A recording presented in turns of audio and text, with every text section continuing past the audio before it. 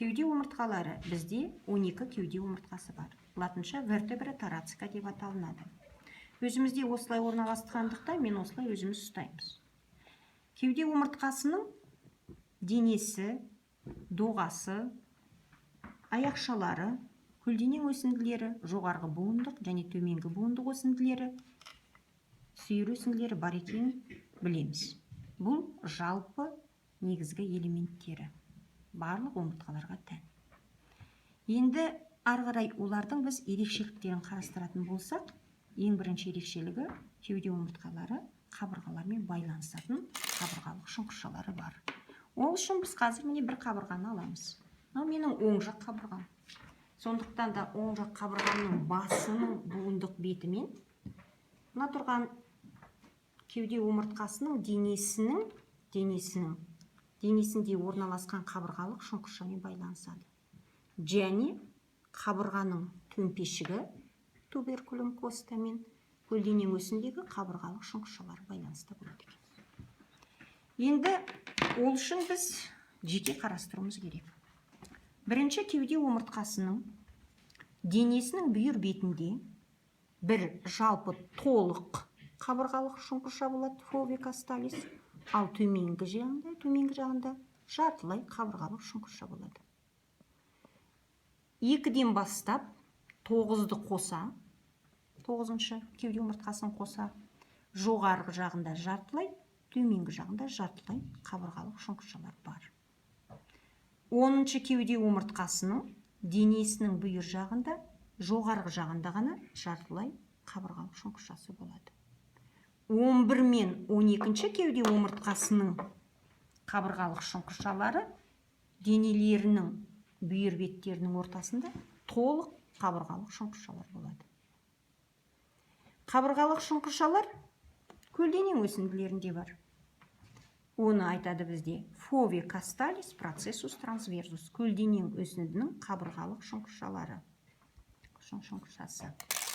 Жаңа көрсеткендей, енді міне қабырғамен байланысын қарастыруға болады. Не осылай байланысады, сонымен қабырғамен кеуде омыртқалары өзара бір-бірімен екі жерде байланысады екен. Қабырғаның басымен, қабырғаның төмпешігімен. Кеуде омыртқаларының басқа омыртқалардан тағы бір ерекшелігі, олардың жоғарғы буындық өсінділерінде орналасқан жоғарғы буындық беттері фронтальды жазықтықта орналасады. Және олар артқа қарай бағытталған. Ал төменгі буындық өсінділерінің төменгі буындық беттері фацис артикулярис инфериор фронтальды жазықтықта және алдыға қарай бағытталған.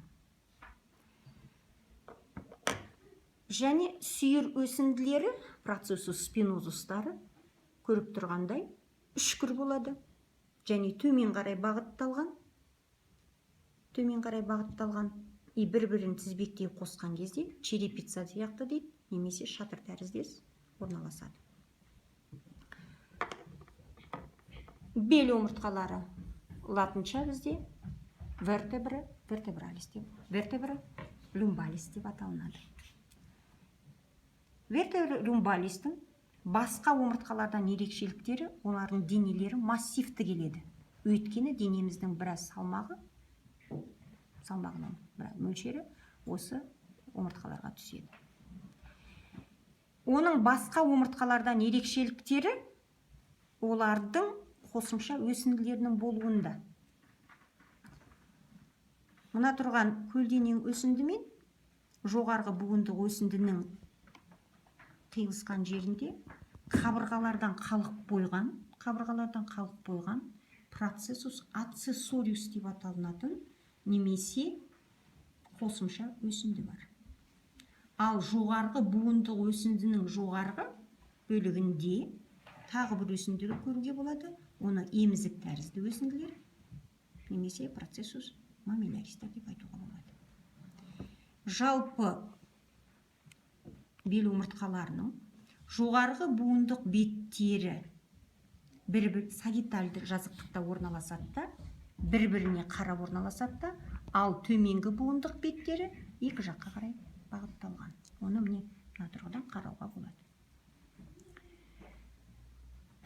қылқанды өсіндісі немесе сүйір өсіндісі бел омыртқаларының жалпақ келеді, қысқа келеді және ұштары доғалдау келеді.